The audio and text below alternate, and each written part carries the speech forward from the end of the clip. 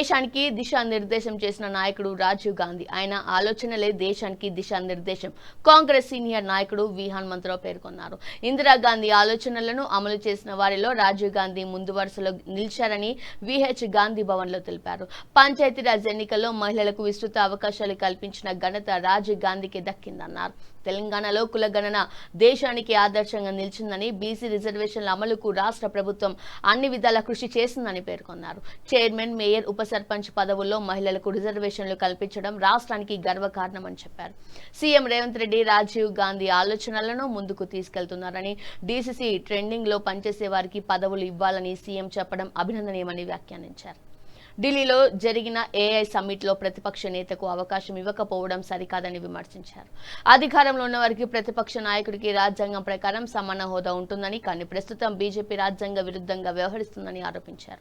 BJP వైఖరిని ప్రజలు ఎప్పటికైనా తిరస్కరిస్తారని హెచ్చరించారు.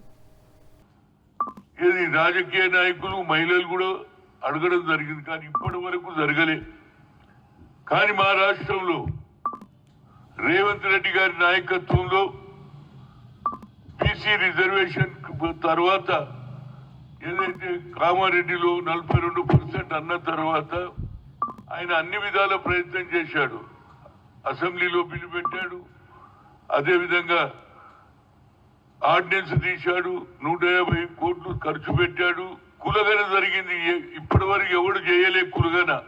అది కేవలం తెలంగాణలోనే కులగన జరిగింది 150 కోట్లతో. ఆ తర్వాత ఆర్డినెన్స్ తీస్తే ఆర్డినెన్స్ గవర్నర్ దగ్గర పోతే కోల్డ్ స్టోరేజ్ అయింది. ఆ తర్వాత ముఖ్యమంత్రి గారు స్వయంగా కిషన్ రెడ్డి గారికి చెప్పిండు, ఎట్టి పరిస్థితులలో మీరు ప్రధానమంత్రి సమయం తీసుకుంటే మేము అందరం వస్తాం, ఈ రిజర్వేషన్ మీద మాట్లాడతామంటే అది అవకాశం రాలే. అయినా ఢిల్లీలో ధర్నా కూర్చున్నాడు ఎవరు, రేవంత్ రెడ్డి గారు, బీయింగ్ ఏ చీఫ్ మినిస్టర్. అక్కడ కూడా అవకాశం రాలే. ఇక దానికి కాని పరిస్థితిలో ఏదైతే సర్పంచ్ ఎలక్షన్స్, ఉప సర్పంచ్ ఎలక్షన్ అయినాయి. ఆ తర్వాత ఇప్పుడు లోకల్ బాడీలో కార్పొరేషన్, అదేవిధంగా మున్సిపాలిటీ ఎన్నికలు కూడా జరిగాయి.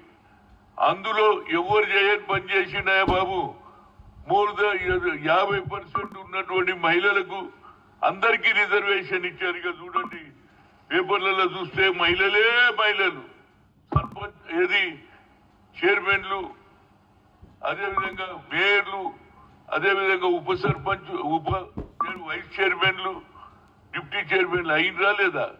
దీనికి నేను తప్పనిసరిగా మా రాజీవ్ గాంధీ గారి ఆలోచనను ఇంప్లిమెంట్ చేసినటువంటి రేవంత్ రెడ్డికి నా హృదయపూర్వక ధన్యవాదాలు. ఎందుకంటే మహిళలకు ఇలాంటి ఛాన్స్ ఎవడు ఇయ్యలే. దీంతో పాటు నేను కోరుతున్నా, నరేంద్ర మోడీ గారు, ఈ ఆలోచన నీకెందుకు వస్తలేదు అంటున్నా. అందరూ రాజకీయంగా ఏదో మాట్లాడుతున్నారు, కానీ మహిళల గురించి ఆలోచన చేసి ఆనాడు ఉన్నటువంటి రాజీవ్ గాంధీ ఆలోచనను ఇంప్లిమెంట్ చేసిన ఏకైక వ్యక్తి అది రేవంత్ రెడ్డి.